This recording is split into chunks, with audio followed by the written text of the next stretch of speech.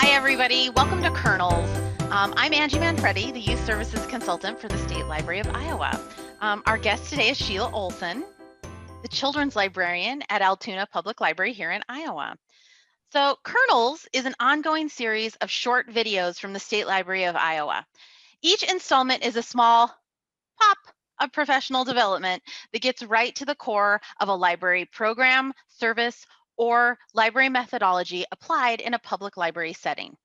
Kernels feature in-practice librarians discussing their work so that other in-practice librarians can learn from their direct experience. Kernels are posted publicly to the State Library of Iowa's Continuing Education YouTube channel, and there's a whole playlist of them. So like and subscribe for more. They are also cross-posted in Iowa Learns, which is our learning management system. So Iowa librarians can watch them there. For Iowa librarians, you can earn half an hour of continuing education credit for watching each kernel and completing a learning summary. There's more information about how to do that in your Iowa Learns account. There's also an area of the State Library of Iowa's website where you'll be able to find contact information, handouts, resource lists, links that we've mentioned in our session. And of course, you can always find out more information about that and more by checking out the links in the description of this video, one of my favorite YouTube things to say. So with that, Sheila is joining us today to talk about something that I think is super radical and cool, and I can't wait to hear all about it. And it is about how at their library, they started doing do-it-yourself, take-home escape rooms. And now you are saying to yourself, how can that be? How can you do an escape room that's a do-it-yourself, take-home? And the way that Sheila and Altoona came up with to do this is truly lovely, brilliant, exciting, interesting. And I'm going to let her take it away and tell you more about it. Sheila, thank you. I'm putting you on spotlight. Excellent.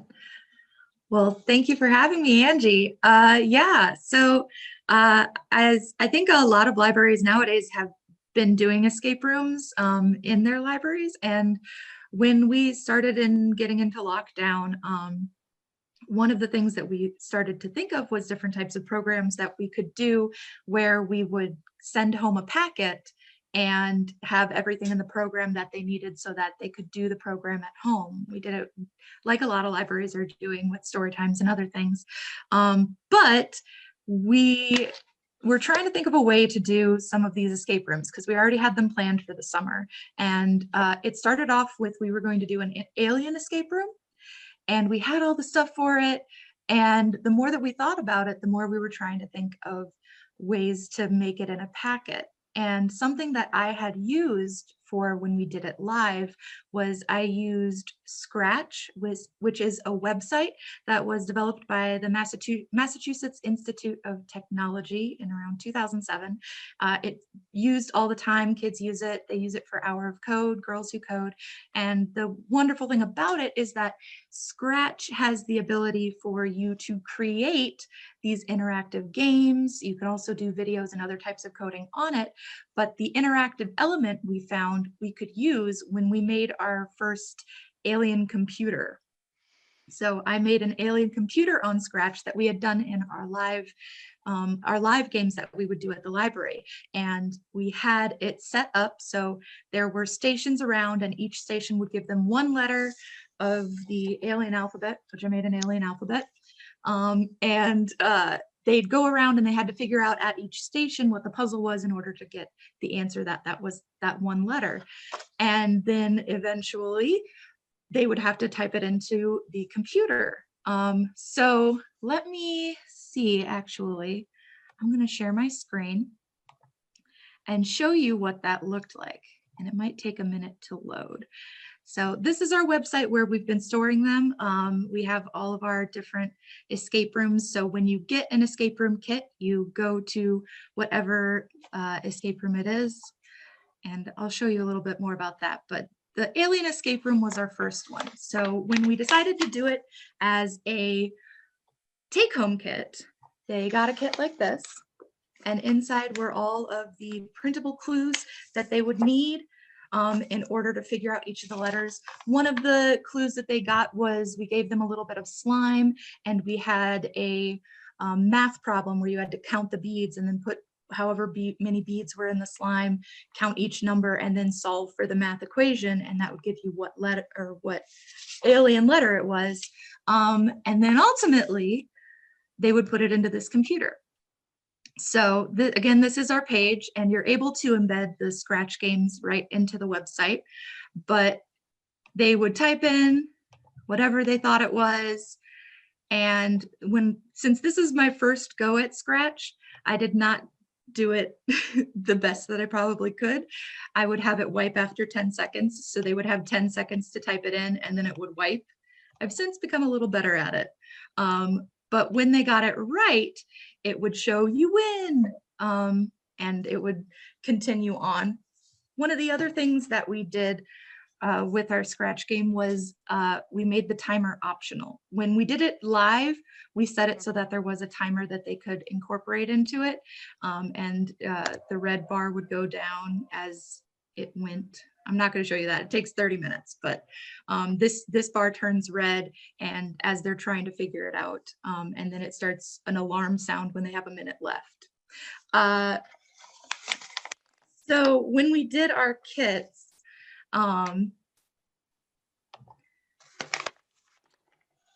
the first thing that we worked on was an instruction manual, which looks a little bit like this.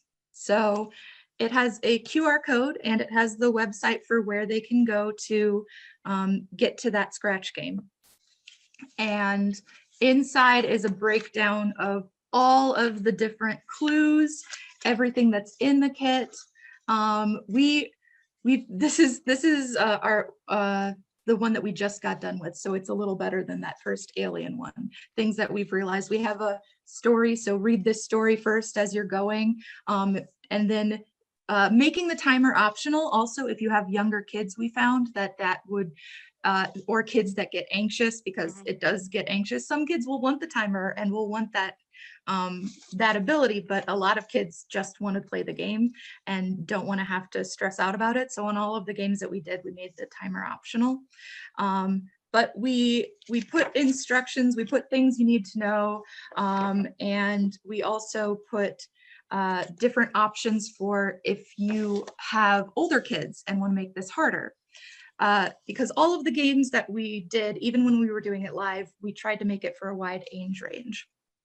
And 3 of the ways that we did that, the first one was having our clues be as like stations. So you can either hide the clues around, or you can have them numbered so that they know which ones go in order to get, yep, exactly, to get that, whatever the password is or whatever the clue number is, because all of our escape rooms are made with one final answer. And that can either be a series of number to unlock a safe, it can be a password, it can be something like that. We did a Monster Mash one where they were trying to get a password for the ghost who had locked the door to the monster party, and they had to ask questions to all of the different guests at the party. So we're keeping trying to come up with different ways to do this, but ultimately they all go with stations, and they all go with one answer at the end in order to win the game. I'm going to show you a little bit about what the scratch games are. And so then, so you made these, you programmed them, and about how long? First of all, would you call yourself a computer expert programmer? No. And yet you were able to figure out the scratch interface. Yeah. Then about how long would you say it took you to program one of these games? It depends on which game it was, and there definitely was a learning curve. In the beginning, It took hours. It was complex to start things off. I was watching YouTube videos made by 10-year-olds about how to make a timer. And there's a bunch of YouTube videos out there. That is the one good thing about Scratch, is there are tons of people who have tried to do things, and there are numerous ways to do different things for whatever you're trying to do. So there definitely was a learning curve getting started. I had done Scratch a little bit. We'd done Scratch games. We use them with our Makey Makeys that we have, which is a great interactive way to use in libraries, and where you can Makey Makeys basically make anything a button. So you can make a banana a button or something like that. And that's a great way to kind of have an interactive element in some of our programs we've done in the library. So I knew a little bit about Scratch to start off, but making these just kind of a little game online took a bit of a learning curve. Now it probably takes a couple of hours to set one up, depending on how complex it is. Let's take a look at it. And Okay. also, just again, the re-emphasis here is a lot of learning by doing. Just dove right in. So don't be intimidated, because there you go. Yes. Well, okay, so let me get to it. There we go. Okay, so this is what the basic Scratch website looks like. And I've got my account. I do just use my account, but I've made a studio for the library that has all of the different library games that we've done. And I actually, in preparation for this, I made two really basic, there we go, games. So this first one, and I've got to move my own picture so I can't see anything. There we go. This first one is a timer, so or is a keypad. So the way that Scratch works is it's all drag and drop coding, or what's block-based coding, and everything that you do has an event or has some action that will make it do something. So you have your background, which you can have different backgrounds and different backdrops that are over here. And then on top of that, you have sprites, which are things that can be interacted with. So for this timer, I made each of the buttons a sprite. So 1, 2, 3, 4, 5, 6, 7, 8, 9, and the enter button. And then I made them each, I gave them each the same code. So one hint too, if you're going to do this by yourself, if you're doing something where a lot of the buttons or a lot of the sprites are going to do the same thing, make one and then duplicate it. That's the easiest way. So the first thing you do is the flag is how you start off the game, the green flag. I made that where I want it. I said it wants to be in this costume, which is, it's going to look like this, and it goes here and it shows. So I have that every time the sprite is clicked, it asks it asks if the code has been done. So you can make different variables and you can set them to things. So at the beginning of the game, I have that the code gets set to 0. So the code for this is 1, 2, 3, 4, 5. So on the 1 button, I say it asks if the code is 0, then change the code by 1. So it now is 1. So then on the 2 button, it says if the code is 1, meaning that you've pressed the first button, then change it by 1 again. And now it's the second number of the code. So that goes all the way up to 5. I also added a variable that I called beep. You can name the variables whatever you want. And so after 5 beeps, beep goes back down to 0, and it's not the right code. So try again. Try again, yeah, basically. Try again, yeah. So right now, and I can actually, you can show what the variables are. So I'll show you kind of, I'm going to stop it and start it again. So at the start of the game, they're both 0. So if I do 1, okay, now it's 1 and beep is 1. 2 is the next number. But then I'm going to enter some other ones and press enter. No, that's the wrong one. Okay, well, let's try 1, 2, 3, 4, 5. Okay, so now beep is 5 and code is 5, which is correct. And then if I did the beep because I realized you could do beep is 6 and code is 5. And then if you pressed enter, it said, yes, that's the right answer. So that's why I made the beep variable. So now if you do 1, 2, 3, 4, 5, you want beep is 5 and code is 5, and then it's the right one. It's unlocked. Okay, so let's say I'm completely scared to do this. I'm totally scared to do this. I've never done it before. Where do you start from scratch with Scratch? Would you recommend YouTube? Would you recommend a video? Where would you start from scratch in Scratch? I'm sorry, I'll stop saying that. Will I?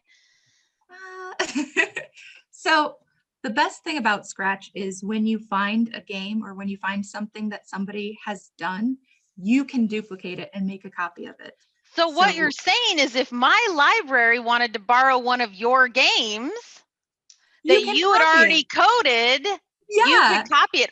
And it could, what if a library in Kentucky made a game that I really you could copy that and make it your own. Yes. That's one of the things I love about Scratch. And that is how I got started. I looked up escape room games in there and found ways of doing things, and found, different things to do with them. Both if you look at this, I've got the password dragon and the enter the code. Those are the bare minimum of what you need that has the timer, that has the code or a password. And you can easily change what the password is, or you can easily change what the code is just by copying these. I'm pumped. So now the other part so I'll say two things that librarians are going to follow up on. What if, would you send me all the files? Can you navigate back to the Alien Escape Room page on Altoona on your website and kind of show what it looks like? Can you scroll down to the bottom? And again, all links to all this will be in the chat. But what if somebody said, will you email me the files that you put together in a box so I could modify it for my library? Can we get in touch with you about that? I'm totally willing to do that. I have them all saved. I will say, because Alien was the first one I did, it's the most complex. I've since learned to pare it down, and it's a lot easier to do some of the other ones, but we're learning as we go along. And can you show us, can you go back and show us the whole list of all of them that you have? And technically we have Winter Wonderland that comes out next week, I believe. We've got, this is so we've got a lot of the different elements that we put in the kits. This is one that we put in the Winter Wonderland one, where they use coordinates to make a letter. And we made this little board out of push pins and foam and just hot glue. So we've also done things like puzzles where we just, put together puzzle pieces. Oh, and my favorite thing, in each of the kits, we have a you win or you lose one. So for the Winter Wonderland, we have we escaped the Winter Wonderland, or we were frozen by Jack Frost. I also want to say here too, it's not all coding, it's not all Scratch. There's other elements in it, right, that are manipulatables. So you put different things in the pickup kit, which now leads to the part I know the other burning question everybody's going to have. What's been the patron response to this? How many people play these? How many kits have you given out? So when we started it, we were doing 2 a month, and we were limiting it to 15 kits that we would go out, but we were asking on registration how many people would participate. And families would have between, 3 to sometimes 2 even people that would participate, up till 6 or 8. And it works with that. We do have in our instruction manuals, we recommend going over rules before you start any game, and having one of the rules be like where the game actually is. So as you're looking for clues, making your guidelines for where those clues are. And one of the rules being, make sure that kids know not to grab things out of each other's hands. Because that gets to be something when there's only one clue. Kids can get grabby, but we've done a lot of different clues, and we're working on a Dr. Seuss one using there's a Scratch cat that's the main mascot of Scratch. So I dressed him like Dr. Seuss. You can add your own sprites. You can color your own sprites and create them however you want. That's why kids get so into it, is you can do animations where you color different pictures and draw them on the website and then make them do different things. Which, as a follow-up too, as a tie-in or a suggestion to patrons, this is also a way to encourage your kids to be interested in Scratch. So Yeah. like you can say, why don't you make one at your or they might have heard of Scratch in school before, or it brings that kind of real world connection to what Scratch can be used really to life. And again, if you have if you at your library you have a really active teen program, you might ask teens if they wanted to make one of these, and then you put all the stuff together and you handle the handout, but the teens help with the coding. So there's just so many STEM applications because Scratch is open and free. The other thing that's cool about Scratch is no matter what the game is, because it is a learning tool, they can look inside your game. So if you're on the main Scratch page and they look at somebody's game, it has go inside or see inside that you can click on it. Right here, it goes see inside on the instructions and stuff. So then they can see how you made it. And that even can be like a post program debrief, or like that could even be like, and that's the note to the adults. After you've done this with the kids, show them how we did it. Like this isn't some wizard, who knows how we did it. You can literally see inside how we did it. So that's another STEM connection that you're really making with the adults, and you're really selling the adults on it as a program. So also, as an aside, outside of children's, although that's literally all you and I care about. No, just kidding. Outside of that, this could be a program for adults. You could turn this into an adult escape room, and then you don't have to put the things about don't rip stuff out of you could make this a date night program. My husband and I love doing board games. You make this date night in a bag, and then you give it to adults only, and it's all themed around like Agatha Christie. There's so many extensions for this. And it doesn't have to be just the one password. You can make clickable items in it, or you can have when they get a password in something, it then takes them to another page in the Scratch game. It opens up something else. We did one that was birthday party, and we had each of the presents would get smaller and smaller, and each one had a password. So they had to get through the first one in order to get to the next birthday present. And we actually we like to put like things you can do with this in there in all of our instruction manuals. Read for, and also you could unshare the screen if you don't want to keep looking, you want to be back yourself, but read a little bit. And I was also going to ask you to read a little bit of the story, for just a real brief part of the story for people who might not know about escape rooms, or but read what you can do. I definitely want to hear that. So one of the things that we did for the, I'm trying to think now, for the birthday was that we said, if you want to, you can make physical presents.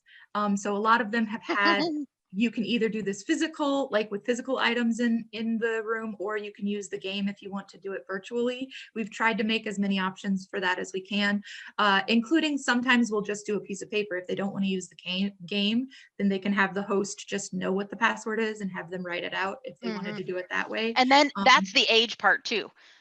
You can make it harder if they're older, if you have older kids, or you can make it easier if you have younger kids. Exactly. Yep. And so let's see. We also include hint cards. If you want to use hint cards, you can have 3 of them to pass out if they want a hint, and you can hide those around the room, or you can give them to them at the start. Let's see. What am I reading? I'll read you the story for this one. So this was the fantasy one. We did one that was well, I'll read you the story. The story. You've been selected as a potential student of the Biblio School of Magic, but be forewarned, wizards are very tricky. In order to be accepted into the school, you must first pass the entrance exam in order to prove your magical ability. The test is simple. If you want to join the wizard school, you must unlock the door. There are 9 keys in this room. Only 5 of them are magic keys. Put those 5 keys into the lock in the right order to open the magic door. Your wizardly professors have hidden scrolls all around the room. Find them all and solve the riddles to help you select the correct keys and deduce their order. And one of the things that we did say in this one was, as far as options, was if you want to change the name of this magical school, feel free. But for copyright reasons, that's none of our business. Exactly. And also, so like, see, and for those of you that are watching this now that are like, I'm not really clear on escape room. So like now the keys, that's the Scratch game. So it's not, there's not a lock that they bring back to the library. There's not a physical item. The keys is the game. So they don't have to bring anything back. They don't have to return anything to you. You don't have to only circulate one key at a time. The key is them being able to access it online. That's the key. So for those of you that are like, that's kind of the synthesis of how it all goes together. So what do patrons think would be do they love them? Filled up every single one we've had. And multiple people are playing every time, right? So Yep. it's not just one person, or maybe it is. You know what? Live your truth. It's 2020. You do what you got to do. But it's like multiple people playing every time. Well, and we also we say on it, this escape room requires setup. Choose one member of your family to set up and host the room. Host should read the instruction manual before getting started. So what's great about it too is there is that family interaction. And the cost of this, just for the record, the cost of this has been what you printed and your time to program the game.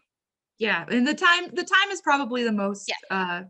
But you didn't have to buy tons of supplies or lock boxes. No. Or we had one where we did Kool-Aid packs to do a hidden message, so they each got a little Kool-Aid pack.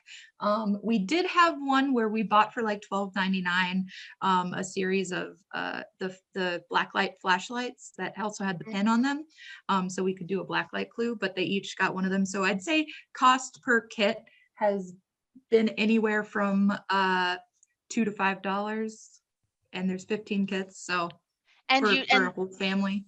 And again, that's because you didn't have to buy lock boxes and keys and bring them back and check them out, and you didn't return one element. All of that is in the envelope. Mm-hmm. And there you go. And I mean, you could make it like, so we've done a lot of different clues. This one was one of my favorites.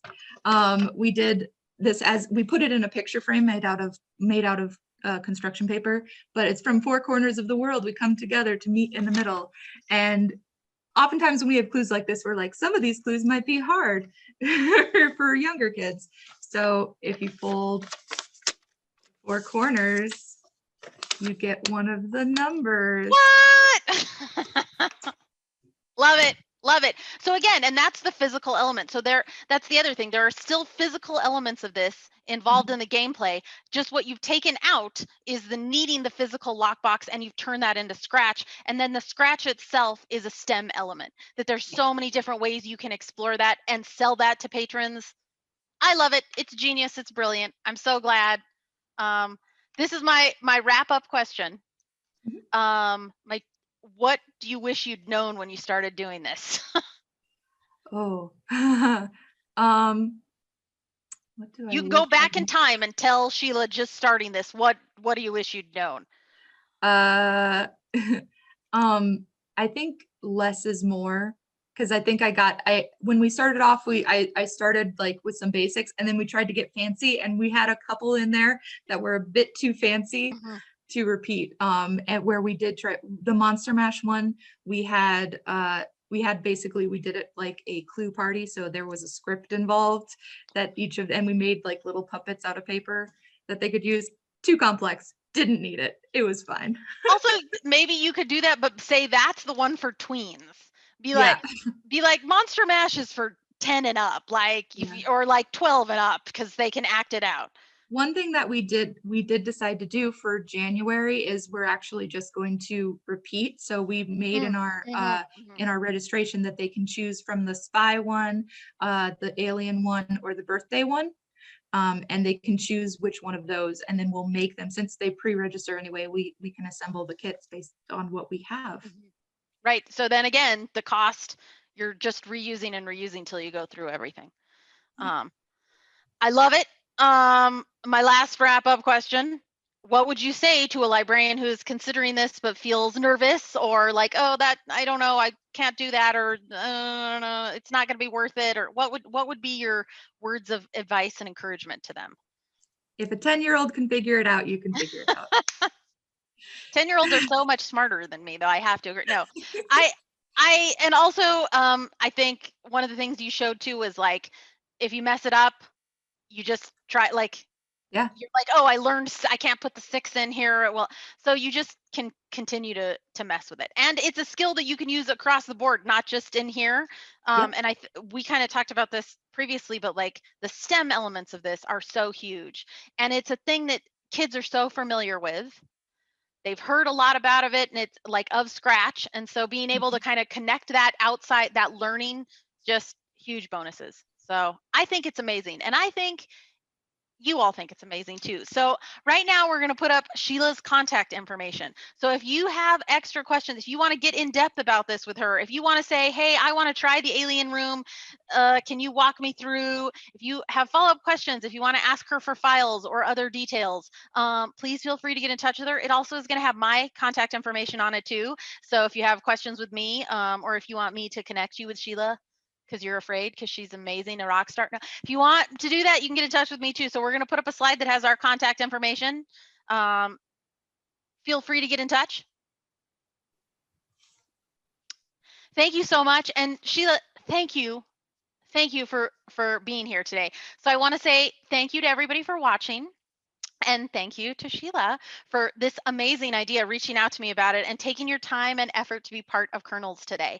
I know that people are going to get they're going to be inspired and they're going to get some great ideas from this. If you are watching this on YouTube, please check out the links in the description for more info about the things that we talked about today.